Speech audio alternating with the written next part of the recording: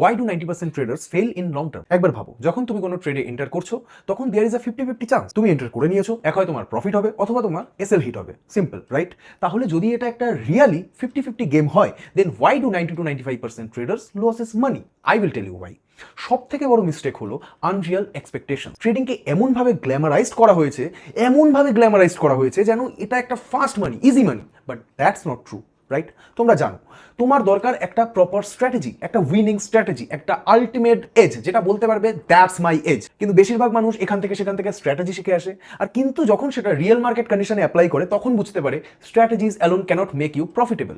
তোমার দরকার discipline, consistency, risk management, overall একটা প্রপার ইকোসিস্টেম চাই তোমার, যেটাকে তুমি রুলস দিয়ে প্রোটেক্ট করবে আর সেটাই অ্যাপ্লাই করবে all the day, every day, over and over again, আর সেটাই হয়ে উঠবে আলটিমেটলি তোমার edge to become a consistent profitable tedder.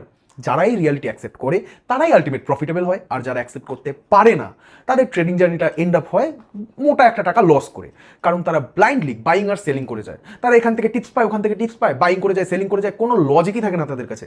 তোমার দরকার একটা প্রপার সিস্টেম, যেটাকে তুমি তোমার এজ বানাবে। The sooner you will realise this, the sooner you will become profitable.